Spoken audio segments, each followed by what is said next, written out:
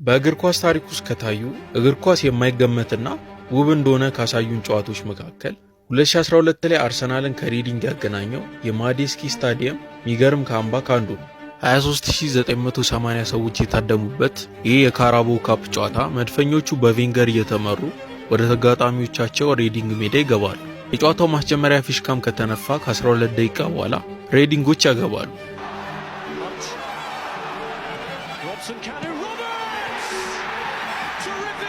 ምንም ያክል ሳይቆይ ከ3 ደቂቃ በኋላ 18ኛው ደቂቃ ላይ ኮሼልኒ ከክሪስ ገንተር የተመታውን ኳስ ለመመለስ ሲሞክር ራሱ ላይ ያገባል። መድፈኞቹ ሬዲንግን መቋቋም እንዳቃታቸው ያስታውቃሉ።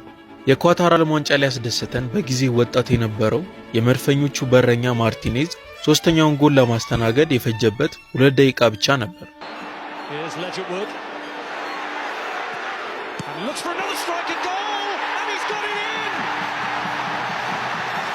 ሬዲንጎች በዚህ ብቻ አላባሩ። ገና እረፍት ሳይወጡ 37ኛው ደቂቃ ላይ አራተኛ ጎል በማስቆጠር የመድፈኞቹን የማሸነፍ ሐሳብ አየር ላይ በትኖታል።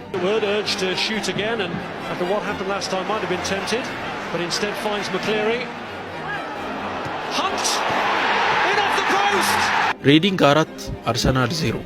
የመድፈኞቹ ደጋፊዎች ሜዳውን እየለቀቁ መውጣት ይጀምራሉ። ጨዋታው በመጀመሪያው አጋማሽ አልቋል ማለት ይቻላል። ማስተዛዘኛ በሚመስል መልኩ ዋልኮት ከአርሻቪን የተሻገረለትን ኳስ ወደ ጎል በመቀየር እረፍት ይወጣሉ።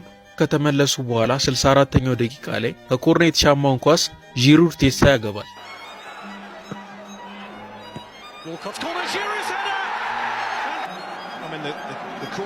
ይህም ለመድፈኞቹ መነቃቃት ቢሆንም ጥቅም የለውም ነበር። ምክንያቱም ጨዋታው በብዙ ሙከሮች ደምቆ ወደ መገባደጃው 89ኛ ደቂቃ ላይ ደርሷል። በዚህ ሰዓት ሙሉ ጨዋታውን ሊቀይር የሚችል ነገር ይፈጠራል። መድፈኞቹ ኮርና አግኝተው ከኮርና የተሻማውን ኳስ ኮሼልኒ ወደ ጎል ይቀይረዋል።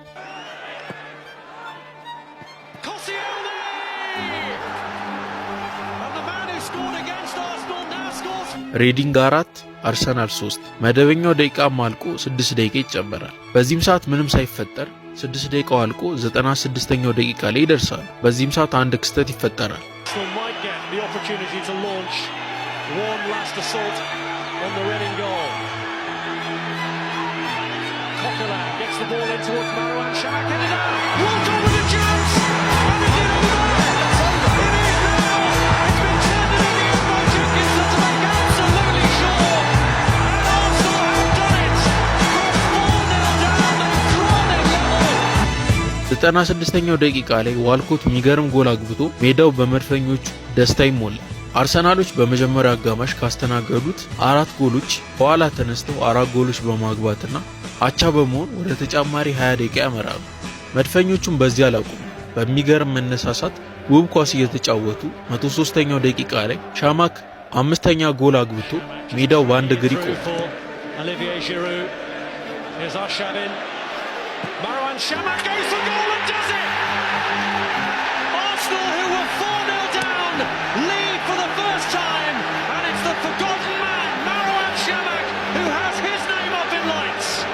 ሬዲንግ 4 አርሰናል 5። ጨዋታው እንዲህ አስደማሚ እንደሆነ ቀጥሏል። መድፈኞቹ በሁኔታው ተደስተዋል። ነገር ግን ሬዲንጎች እጅ የሚሰጡ አልነበሩ። 115ኛው ደቂቃ ላይ ያገቡና ወደ ቀልባቸው ይመለሳሉ። McAnuff was in there waiting, but it's gone all the way across to Gunter, and the header's in from Pogrebniak. ጎሉ የአርሰናሎችን ቅስም ሊሰብር የተዘጋጀ ቢመስልም የተጨመረው ደቂቃ አልቆ 120ኛው ደቂቃ ላይ ይደርሳሉ። ሁለቱም አምስታቸው ሆነዋል። ነገር ግን 3 ደቂቃ ሲጨመር አንድ ታምር ይፈጠራል። And it's Arshavin. There'll be 2 minutes of stoppage time. Men in the box if he can get it across. And he has it off the line. And it's turned in.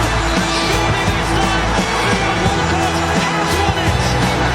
11 goals on a third night at the Madeski Stadium. And Arsenal, having seemingly been down and out, they're back again by Reading. ዋልኮት 121ኛው ደቂቃ ላይ አስቆጥሮ ሃትሪክ በመስራት መድፈኞቹ ማለፋቸውን ያረጋግጣል። 123ኛ ደቂቃ ላይ ሻማክ 7ኛውን ጎል በማስቆጠር ድራማው አለቀ ይላል።